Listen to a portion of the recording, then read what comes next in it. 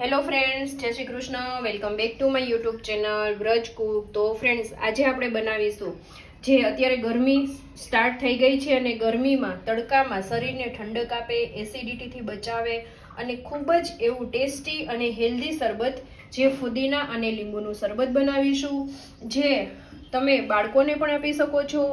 અને જે તો ફ્રેન્ડ્સ, એના માટે છે ને મેં એક વાટકો ફુદીનો લઈ લીધો છે.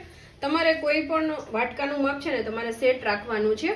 તો કોઈ બી વાટકો છે, કોઈ પણ કપ છે, તમારે એક વાટકાનું માપ સેટ રાખવાનું છે. તો અહીંયા ફુદીનો લઈ લીધો છે, જે મેં એક વાટકાનું માપ લીધું છે. એકદમ સરસ રીતે મેં એને ધોઈ લીધો છે. હવે આને પીસવા માટે છે ને તમે ઠંડુ પાણી અથવા તો તમે આઈસ ક્યુબ છે ને એડ કરી શકો છો. તો અહીંયા હું છે ને અડધાથી પણ ઓછો હું પાણી એડ કરું છું, જે પીસવા માટે કે એકદમ સરસ રીતે ફુદીનો છે આપણો સરસ રીતે પીસાઈ જાય. અને ફ્રેન્ડ્સ, તમને ખબર જ છે કે જે મેં અગાઉ કીધું એમ કે ગરમી માટે જે પેટને એકદમ સરસ ઠંડક આપે એવું આ ફુદીના અને લીંબુનું શરબત બનશે. તો ચલો એકદમ સરસ રીતે એને બ્લેન્ડ કરી લઈશ. તો જો ફ્રેન્ડ્સ, એકદમ સરસ રીતે બ્લેન્ડ થઈ ગયું છે. આ રીતના એકદમ બ્લેન્ડ કરવાનું છે. અને આમાં છે ને એના ફુદીનામાં આપણે ડાળખા ખાસ કરીને નથી લેવાના. એ વાતનું તમારે ખાસ ધ્યાન રાખવાનું છે કે ડાળખા ન આવે, ઓનલી ફોર તમારે પાન જ લેવાના છે. તો ફ્રેન્ડ્સ, હવે એક આપણે જાડા તળિયાવાળી પેન લઈ લેવાની છે અને એમાં આપણે જે કપથી આપણે ફુદીનો લીધો તો ફ્રેન્ડ્સ, એ જ કપથી આપણે કે એ જ વાટકાથી આપણે સાકર લેવાની છે. તમને ખબર છે, ખાંડ કરતાં છે ને સાકર પણ એ આપણા શરીરને ગરમીમાં બહુ જ ઠંડક આપશે, એસિડિટી નહીં થવા દે. અને ખૂબ જ આપણે ખાંડ કરતાં સાકર છે એમાં તમે શરબત બનાવશો, કોઈ પણ શરબત એ ખૂબ જ ગુણકારી છે. તો અહીંયા છે ને ક્રિસ્ટલ સાકર અથવા તો જે કણી સાકર આવે છે ને, બેમાંથી તમે તમારી ચોઈસ પ્રમાણે કોઈ પણ સાકર લઈ શકો છો.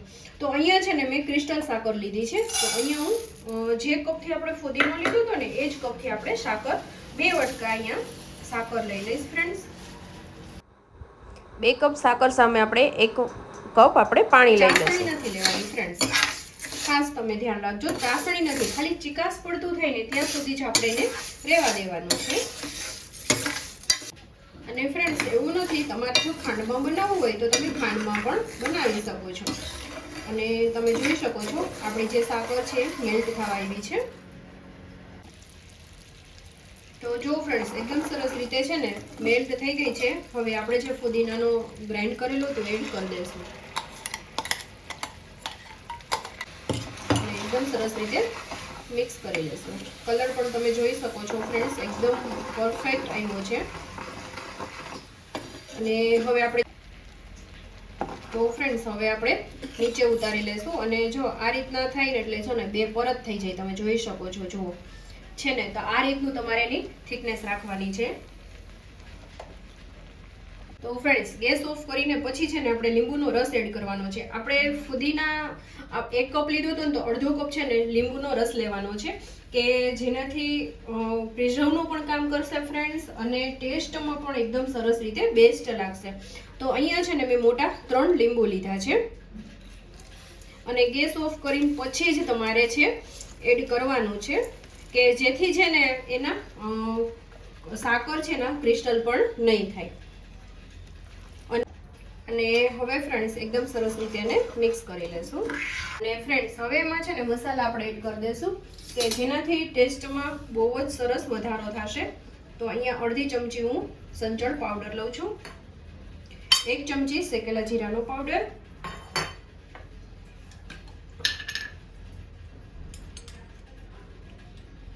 એકદમ થોડો એવો મરીનો પાવડર, જે ડાયજેશનમાં ખૂબ જ કામ કરશે.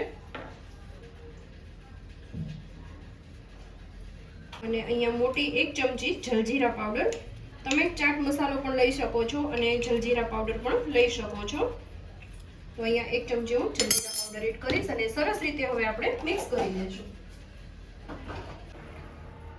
તો જો ફ્રેન્ડ્સ, રેડી થતા છે ને મેં આને ગાળી લીધું કે કોઈ પણ ક્રિસ્ટલ કંઈ ન રહે. તો આ રીતનું છે ને થરી જશે ને એટલે આ રીતનું છે ને એકદમ સરસ રીતે થીક થઈ જશે, થીક સિરપ થઈ જશે. ફ્રેન્ડ્સ, હવે આમાંથી આપણે શરબત બનાવીશું. તો ફ્રેન્ડ્સ, શરબત બનાવવા માટે અહીંયા આપણે પેલું સિરપ એડ કરી દઈશું, જે 3 ચમચી જેટલું. ગ્લાસની સાઇઝ ઉપર તમે પ્લસ માઇનસ કરી શકો છો.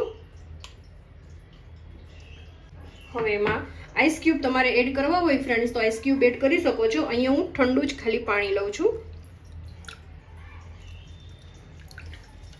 અને સ્પૂનની મદદથી એકદમ સરસ રીતે મિક્સ કરી લેશું. તો ફ્રેન્ડ્સ આપણું ફુદીના અને લીંબુનો જે શરબત છે એકદમ ઇન્સ્ટન્ટ ખાલી 1 જ મિનિટમાં બની જાય, રેડી થઈ જાય છે. ઓફિસે જતા હસબન્ડને તમે આપી શકો છો બોટલમાં, અને બાળકોને પણ અત્યારે જે એક્ઝામ ટાઈમ છે તો એમાં પણ તમે બોટલમાં એને આપી શકો છો. તો આઈ હોપ કે આજનો વિડીયો તમને પસંદ આવ્યો હશે ફ્રેન્ડ્સ. વિડીયો થોડો પણ પસંદ આવ્યો હોય તો લાઇક, શેર અને સબસ્ક્રાઇબ કરવાનું બિલકુલ ભૂલતા નહીં.